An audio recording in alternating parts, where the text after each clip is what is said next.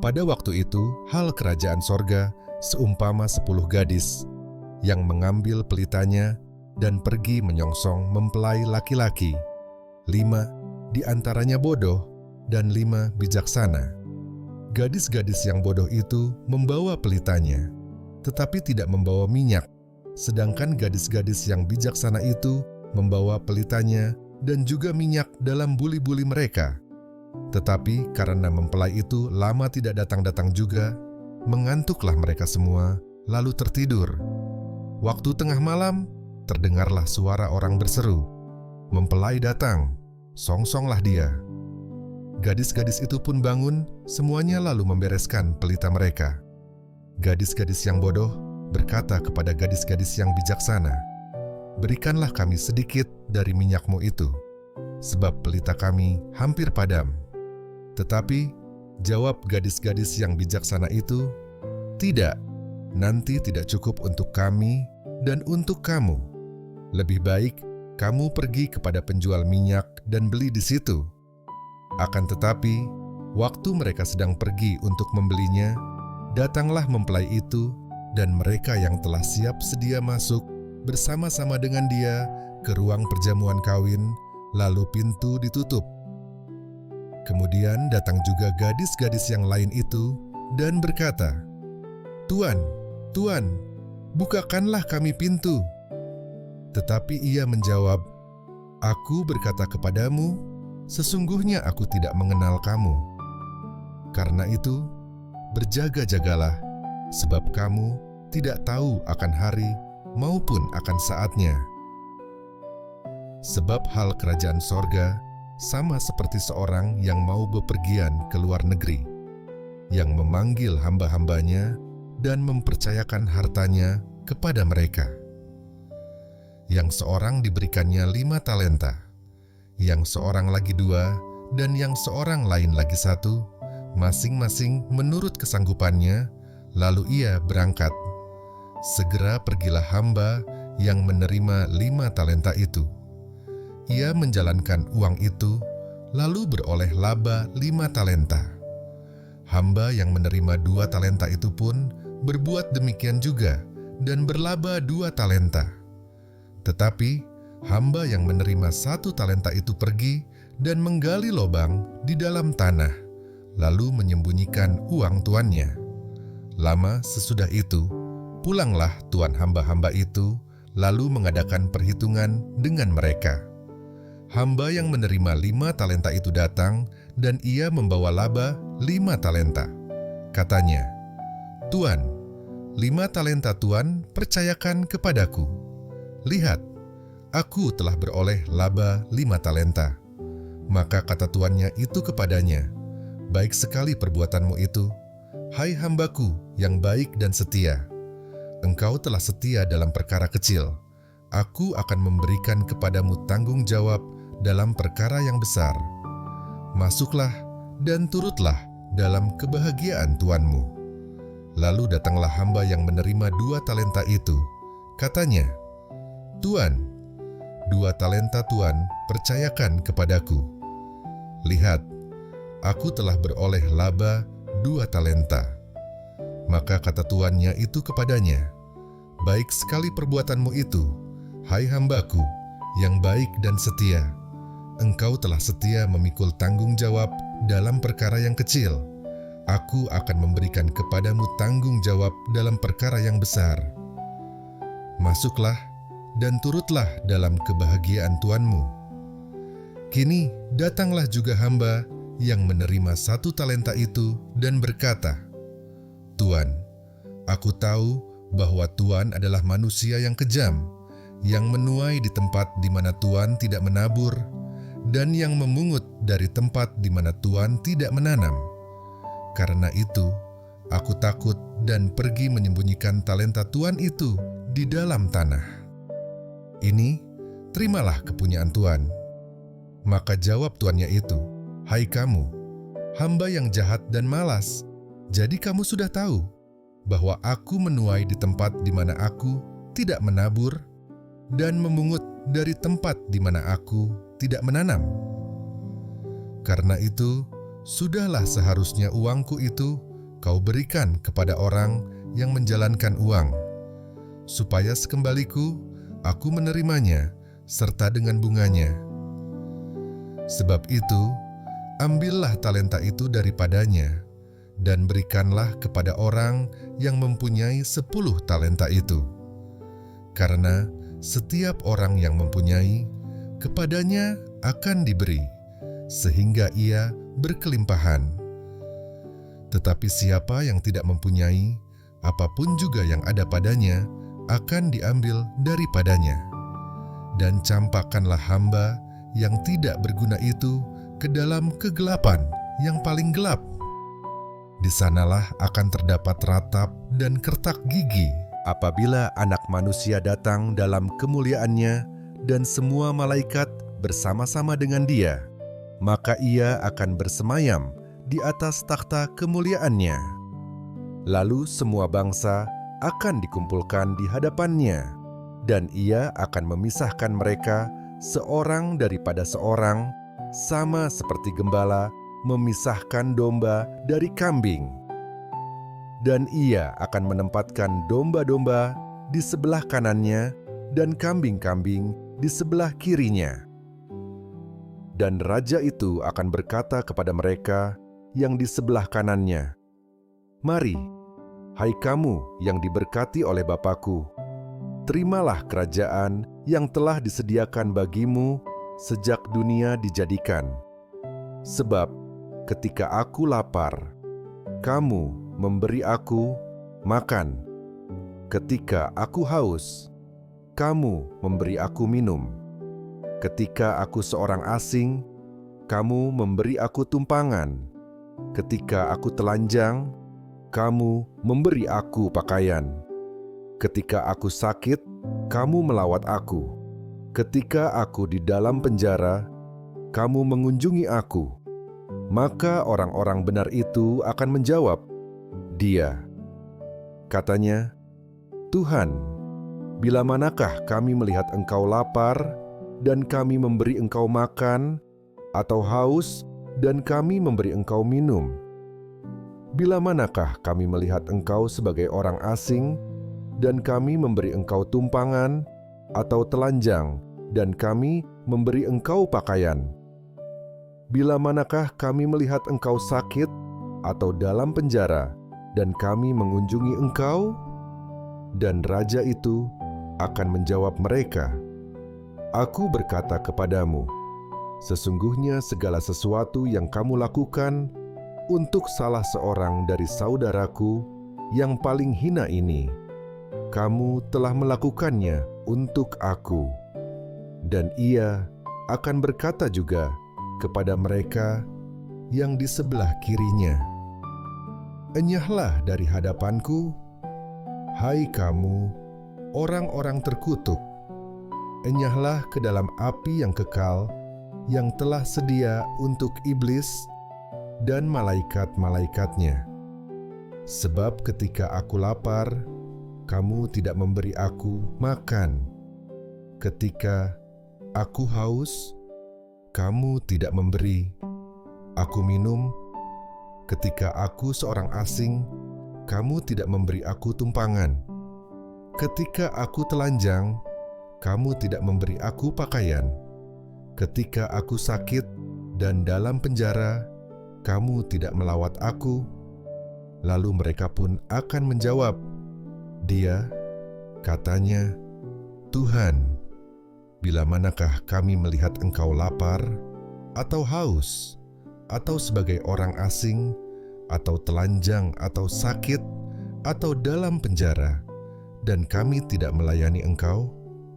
Maka Ia akan menjawab mereka, "Aku berkata kepadamu, sesungguhnya segala sesuatu yang tidak kamu lakukan untuk salah seorang dari yang paling hina ini, kamu tidak melakukannya juga untuk aku." Dan mereka ini akan masuk ke tempat siksaan yang kekal, tetapi orang benar ke dalam hidup yang kekal. Setelah Yesus selesai dengan segala pengajarannya itu, berkatalah Ia kepada murid-muridnya, "Kamu tahu bahwa 2 hari lagi akan dirayakan Paskah, maka Anak Manusia akan diserahkan untuk disalibkan. Pada waktu itu, berkumpullah imam-imam kepala dan tua-tua bangsa Yahudi di istana imam besar yang bernama Kayafas, dan mereka merundingkan suatu rencana untuk menangkap Yesus dengan tipu muslihat dan untuk membunuh Dia. Tetapi mereka berkata, "Jangan pada waktu perayaan, supaya jangan timbul keributan di antara rakyat." Ketika Yesus berada di Betania, di rumah Simon si Kusta, datanglah seorang perempuan kepadanya membawa sebuah buli-buli pualam berisi minyak wangi yang mahal. Minyak itu dicurahkannya ke atas kepala Yesus yang sedang duduk makan. Melihat itu, murid-murid gusar dan berkata, "Untuk apa pemborosan ini? Sebab minyak itu dapat dijual dengan mahal dan uangnya dapat diberikan kepada orang-orang miskin." Tetapi Yesus mengetahui pikiran mereka, lalu berkata, "Mengapa kamu menyusahkan perempuan ini? Sebab ia telah melakukan suatu perbuatan yang baik padaku. Karena orang-orang miskin selalu ada padamu, tetapi aku tidak akan selalu bersama-sama kamu. Sebab dengan mencurahkan minyak itu ke tubuhku, ia membuat suatu persiapan untuk penguburanku. Aku berkata kepadamu, sesungguhnya di mana saja Injil ini diberitakan di seluruh dunia, apa yang dilakukannya ini akan disebut juga untuk mengingat dia." Kemudian pergilah seorang dari ke-12 murid itu, yang bernama Yudas Iskariot, kepada imam-imam kepala. Ia berkata, "Apa yang hendak kamu berikan kepadaku, supaya aku menyerahkan dia kepada kamu?"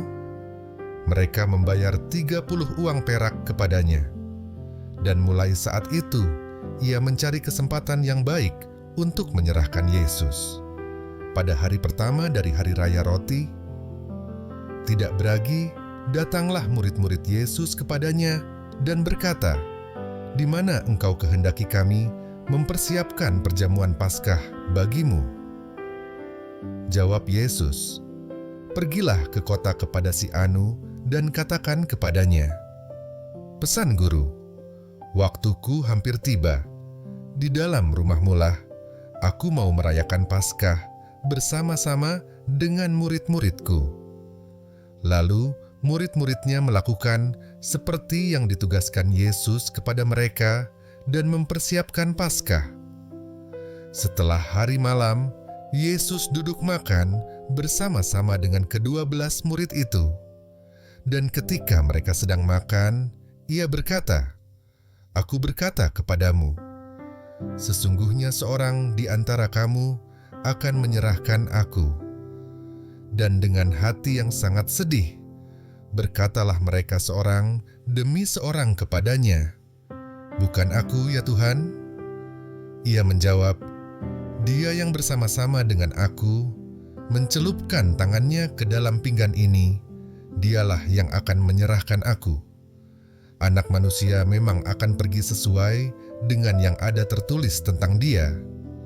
Akan tetapi, celakalah orang yang olehnya Anak Manusia itu diserahkan. Adalah lebih baik bagi orang itu sekiranya ia tidak dilahirkan." Yudas, yang hendak menyerahkan dia itu menjawab, katanya, "Bukan aku, ya Rabi?" Kata Yesus kepadanya, "Engkau telah mengatakannya." Dan ketika mereka sedang makan, Yesus mengambil roti, mengucap berkat, memecah-mecahkannya, lalu memberikannya kepada murid-muridnya dan berkata, "Ambillah, makanlah, inilah tubuhku." Sesudah itu, ia mengambil cawan, mengucap syukur, lalu memberikannya kepada mereka dan berkata, "Minumlah, kamu semua, dari cawan ini, sebab inilah darahku, darah perjanjian, yang ditumpahkan bagi banyak orang untuk pengampunan dosa. Akan tetapi, aku berkata kepadamu, mulai dari sekarang, aku tidak akan minum lagi hasil pokok anggur ini, sampai pada hari aku meminumnya, yaitu yang baru, bersama-sama dengan kamu dalam kerajaan Bapa-Ku." Sesudah menyanyikan nyanyian pujian, pergilah Yesus dan murid-muridnya ke Bukit Zaitun. Maka berkatalah Yesus kepada mereka, "Malam ini kamu semua akan tergoncang imanmu karena Aku. Sebab ada tertulis, Aku akan membunuh gembala dan kawanan domba itu akan tercerai-berai. Akan tetapi, sesudah Aku bangkit, Aku akan mendahului kamu ke Galilea." Petrus menjawabnya, "Biarpun mereka semua tergoncang imannya karena Engkau, Aku sekali-kali tidak." Yesus berkata kepadanya, "Aku berkata kepadamu, sesungguhnya malam ini, sebelum ayam berkokok, engkau telah menyangkal Aku 3 kali." Kata Petrus kepadanya, "Sekalipun aku harus mati bersama-sama engkau, aku takkan menyangkal engkau." Semua murid yang lain pun berkata demikian juga. Maka sampailah Yesus bersama-sama murid-muridnya ke suatu tempat yang bernama Getsemani. Lalu Ia berkata kepada murid-muridnya, "Duduklah di sini, sementara Aku pergi ke sana untuk berdoa." Dan Ia membawa Petrus dan kedua anak Zebedeus sertanya. Maka mulailah Ia merasa sedih dan gentar. Lalu katanya kepada mereka, "Hatiku sangat sedih, seperti mau mati rasanya. Tinggallah di sini dan berjaga-jagalah dengan Aku." Maka Ia maju sedikit, lalu sujud dan berdoa.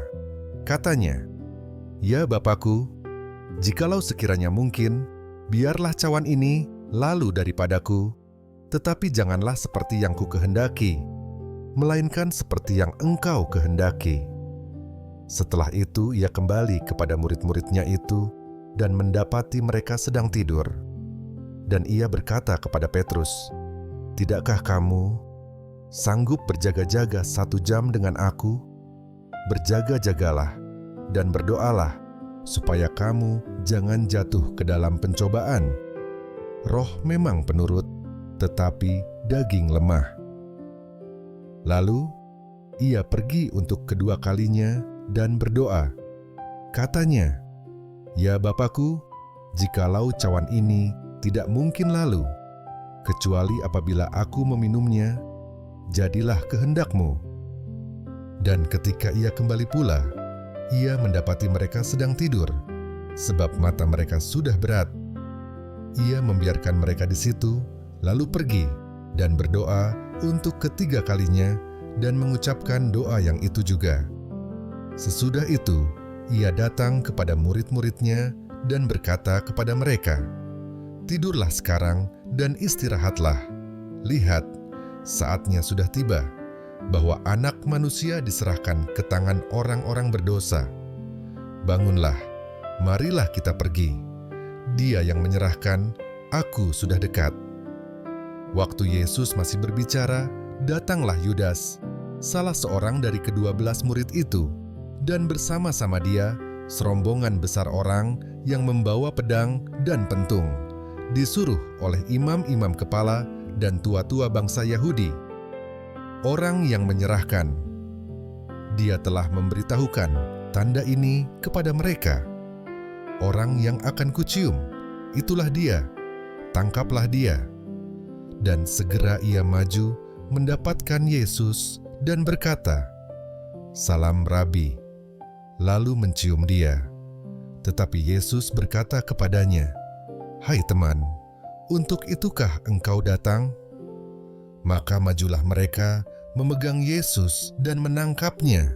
Tetapi seorang dari mereka yang menyertai Yesus mengulurkan tangannya, menghunus pedangnya dan menetakannya kepada hamba imam besar, sehingga putus telinganya. Maka kata Yesus kepadanya, "Masukkan pedang itu kembali ke dalam sarungnya, sebab barang siapa menggunakan pedang akan binasa oleh pedang.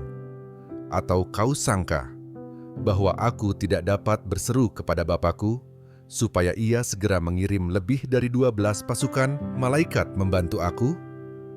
Jika begitu, bagaimanakah akan digenapi yang tertulis dalam kitab suci yang mengatakan bahwa harus terjadi demikian?" Pada saat itu, Yesus berkata kepada orang banyak, "Sangkamu, aku ini penyamun, maka kamu datang lengkap dengan pedang dan pentung untuk menangkap aku? Padahal tiap-tiap hari aku duduk mengajar di bait Allah, dan kamu tidak menangkap aku. Akan tetapi semua ini terjadi supaya genap yang ada tertulis dalam kitab nabi-nabi." Lalu semua murid itu meninggalkan dia dan melarikan diri. Sesudah mereka menangkap Yesus, mereka membawanya menghadap Kayafas, imam besar. Di situ telah berkumpul ahli-ahli Taurat dan tua-tua. Dan Petrus mengikuti dia dari jauh sampai ke halaman imam besar, dan setelah masuk ke dalam, ia duduk di antara pengawal-pengawal untuk melihat kesudahan perkara itu. Imam-imam kepala, malah seluruh mahkamah agama mencari kesaksian palsu terhadap Yesus, supaya ia dapat dihukum mati, tetapi mereka tidak memperolehnya, walaupun tampil banyak saksi dusta. Tetapi akhirnya tampillah 2 orang yang mengatakan, "Orang ini berkata, aku dapat merubuhkan bait Allah dan membangunnya kembali dalam 3 hari." Lalu imam besar itu berdiri dan berkata kepadanya, "Tidakkah engkau memberi jawab atas tuduhan-tuduhan saksi-saksi ini terhadap engkau?" Tetapi Yesus tetap diam. Lalu kata imam besar itu kepadanya, "Demi Allah yang hidup, katakanlah kepada kami, apakah engkau Mesias, Anak Allah, atau tidak?" Jawab Yesus, "Engkau telah mengatakannya. Akan tetapi, aku berkata kepadamu, mulai sekarang kamu akan melihat Anak Manusia duduk di sebelah kanan yang Maha Kuasa dan datang di atas awan-awan di langit." Maka imam besar itu mengoyakkan pakaiannya dan berkata, "Ia menghujat Allah. Untuk apa kita perlu saksi lagi? Sekarang telah kamu dengar hujatnya. Bagaimana pendapat kamu?" Mereka menjawab dan berkata, "Ia harus dihukum mati." Lalu mereka meludahi mukanya dan meninjunya. Orang-orang lain memukul dia dan berkata, "Cobalah katakan kepada kami, hai Mesias, siapakah yang memukul engkau?" Sementara itu, Petrus duduk di luar di halaman. Maka datanglah seorang hamba perempuan kepadanya. Katanya, "Engkau juga selalu bersama-sama dengan Yesus, orang Galilea itu." Tetapi ia menyangkalnya di depan semua orang. Katanya, "Aku tidak tahu apa yang engkau maksud." Ketika ia pergi ke pintu gerbang, seorang hamba lain melihat dia dan berkata kepada orang-orang yang ada di situ, "Orang ini bersama-sama dengan Yesus, orang Nazaret itu." Dan ia menyangkalnya pula dengan bersumpah, "Aku tidak kenal orang itu." Tidak lama kemudian, orang-orang yang ada di situ datang kepada Petrus dan berkata, "Pasti engkau juga salah seorang dari mereka. Itu nyata dari bahasamu." Maka mulailah Petrus mengutuk dan bersumpah, "Aku tidak kenal orang itu." Dan pada saat itu berkokoklah ayam. Maka teringatlah Petrus akan apa yang dikatakan Yesus kepadanya, "Sebelum ayam berkokok, engkau telah menyangkal aku 3 kali." Lalu ia pergi keluar dan menangis dengan sedihnya. Ketika hari mulai siang, semua imam kepala dan tua-tua bangsa Yahudi berkumpul dan mengambil keputusan untuk membunuh Yesus. Mereka membelenggu dia, lalu membawanya dan menyerahkannya kepada Pilatus, wali negeri itu. Pada waktu Yudas yang menyerahkan dia melihat bahwa Yesus telah dijatuhi hukuman mati, menyesallah ia. Lalu ia mengembalikan uang yang 30 perak itu kepada imam-imam kepala dan tua-tua dan berkata, "Aku telah berdosa karena menyerahkan darah orang yang tak bersalah." Tetapi jawab mereka, "Apa urusan kami dengan itu? Itu urusanmu sendiri." Maka ia pun melemparkan uang perak itu ke dalam bait suci, lalu pergi dari situ dan menggantung diri. Imam-imam kepala mengambil uang perak itu dan berkata, "Tidak diperbolehkan memasukkan uang ini ke dalam peti persembahan, sebab ini uang darah." Sesudah berunding, mereka membeli dengan uang itu tanah yang disebut tanah tukang periuk untuk dijadikan tempat pekuburan orang asing. Itulah sebabnya tanah itu sampai pada hari ini disebut tanah darah. Dengan demikian, genaplah firman yang disampaikan oleh Nabi Yeremia. Mereka menerima 30 uang perak, yaitu harga yang ditetapkan untuk seorang menurut penilaian yang berlaku di antara orang Israel. Dan mereka memberikan uang itu untuk tanah tukang periuk, seperti yang dipesankan Tuhan kepadaku.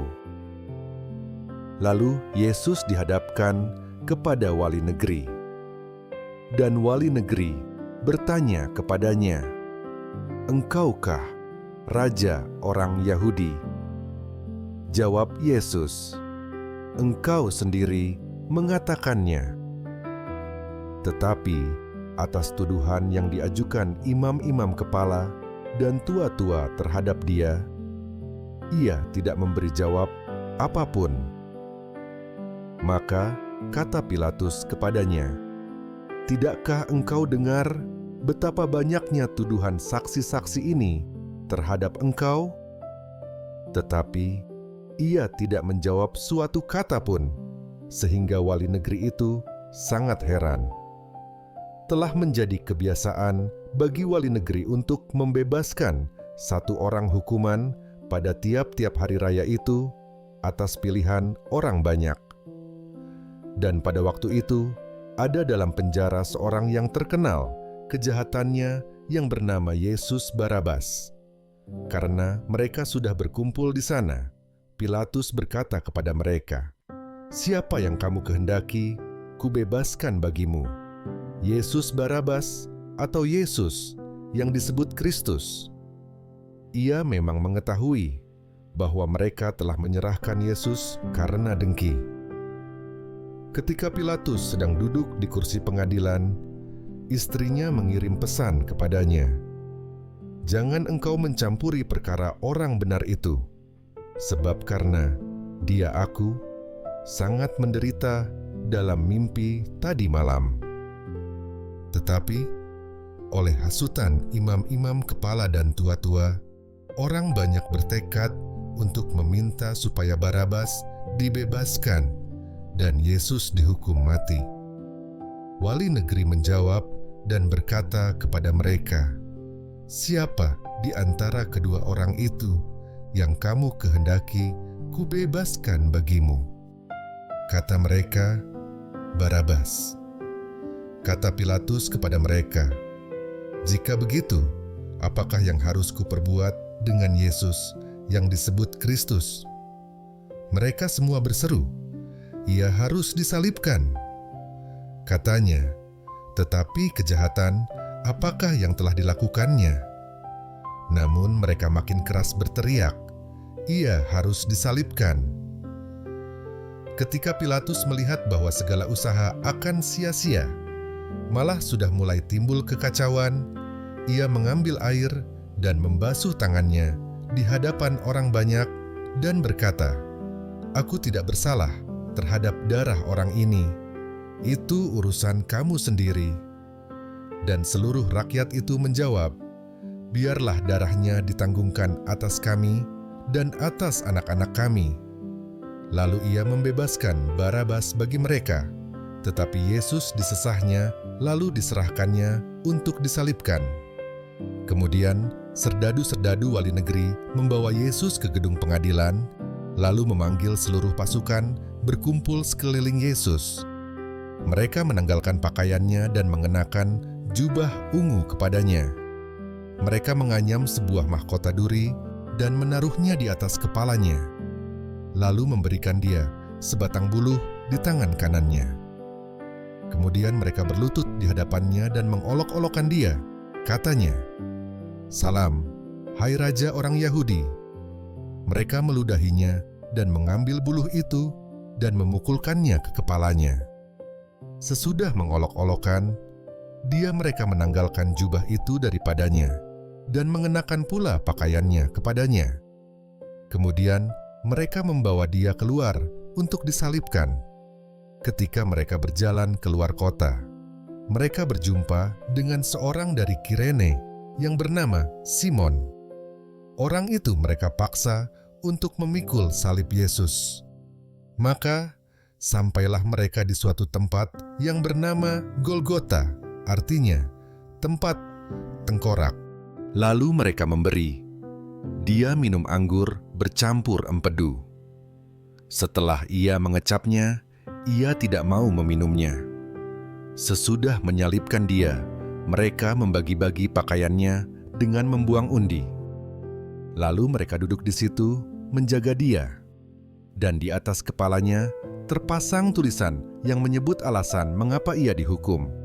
Inilah Yesus Raja orang Yahudi.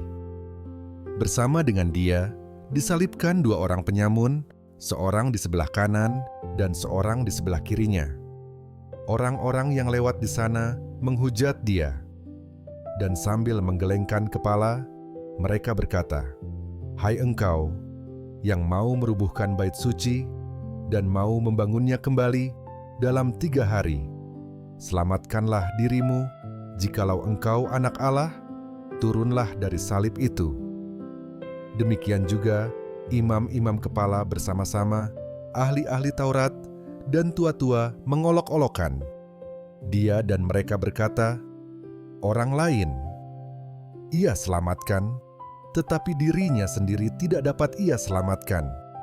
Ia Raja Israel? Baiklah, ia turun dari salib itu, dan kami akan percaya kepadanya. Ia menaruh harapannya pada Allah. Baiklah Allah menyelamatkan dia, jikalau Allah berkenan kepadanya. Karena ia telah berkata, 'Aku adalah anak Allah.'" Bahkan penyamun-penyamun yang disalibkan bersama-sama dengan dia mencelanya demikian juga. Mulai dari jam 12 kegelapan meliputi seluruh daerah itu sampai jam 3. Kira-kira jam 3 berserulah Yesus dengan suara nyaring, "Eli, Eli, lama sabachthani?" Artinya, "Allahku, Allahku, mengapa engkau meninggalkan aku?" Mendengar itu beberapa orang yang berdiri di situ berkata, "Ia memanggil Elia." Dan segeralah datang seorang dari mereka. Ia mengambil bunga karang, mencelupkannya ke dalam anggur asam, lalu mencucukkannya pada sebatang buluh, dan memberi Yesus minum. Tetapi orang-orang lain berkata, "Jangan, baiklah kita lihat, apakah Elia datang untuk menyelamatkan dia." Yesus berseru pula dengan suara nyaring, lalu menyerahkan nyawanya.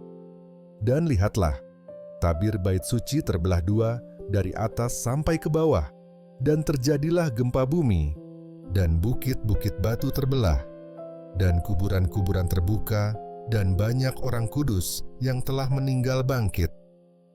Dan sesudah kebangkitan Yesus, mereka pun keluar dari kubur, lalu masuk ke kota kudus dan menampakkan diri kepada banyak orang. Kepala pasukan dan prajurit-prajuritnya yang menjaga Yesus menjadi sangat takut ketika mereka melihat gempa bumi dan apa yang telah terjadi, lalu berkata, "Sungguh, ia ini adalah anak Allah." Dan ada di situ banyak perempuan yang melihat dari jauh, yaitu perempuan-perempuan yang mengikuti Yesus dari Galilea untuk melayani dia. Di antara mereka terdapat Maria Magdalena, dan Maria, ibu Yakobus dan Yusuf, dan ibu anak-anak Zebedeus. Menjelang malam, datanglah seorang kaya, orang Arimatea, yang bernama Yusuf, dan yang telah menjadi murid Yesus juga. Ia pergi menghadap Pilatus dan meminta mayat Yesus. Pilatus memerintahkan untuk menyerahkannya kepadanya. Dan Yusuf pun mengambil mayat itu, mengapaninya dengan kain lenan yang putih bersih, lalu membaringkannya di dalam kuburnya yang baru, yang digalinya di dalam bukit batu. Dan sesudah menggulingkan sebuah batu besar ke pintu kubur itu, pergilah ia. Tetapi Maria Magdalena dan Maria yang lain tinggal di situ, duduk di depan kubur itu. Keesokan harinya, yaitu sesudah hari persiapan, datanglah imam-imam kepala dan orang-orang Farisi bersama-sama menghadap Pilatus, dan mereka berkata, "Tuan, kami ingat bahwa si penyesat itu sewaktu hidupnya berkata, 'Sesudah 3 hari aku akan bangkit.' Karena itu, perintahkanlah untuk menjaga kubur itu sampai hari yang ketiga. Jikalau tidak, murid-muridnya mungkin datang untuk mencuri dia." Lalu mengatakan kepada rakyat, "Ia telah bangkit dari antara orang mati, sehingga penyesatan yang terakhir akan lebih buruk akibatnya daripada yang pertama."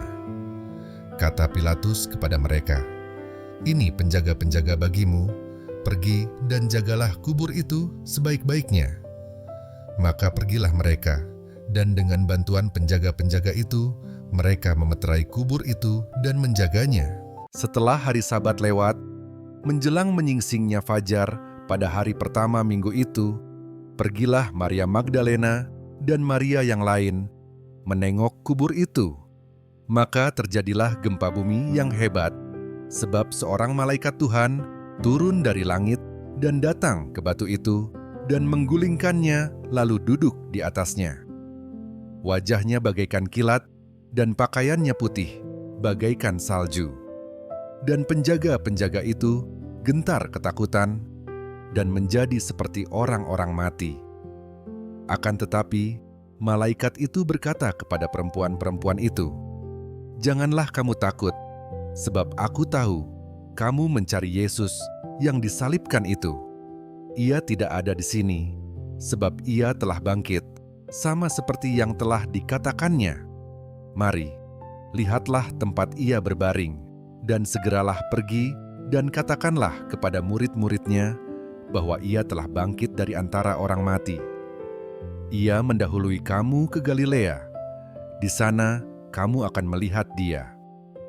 Sesungguhnya aku telah mengatakannya kepadamu." Mereka segera pergi dari kubur itu dengan takut dan dengan sukacita yang besar, dan berlari cepat-cepat untuk memberitahukannya kepada murid-murid Yesus. Tiba-tiba Yesus berjumpa dengan mereka dan berkata, "Salam bagimu." Mereka mendekatinya dan memeluk kakinya serta menyembahnya. Maka kata Yesus kepada mereka, "Jangan takut.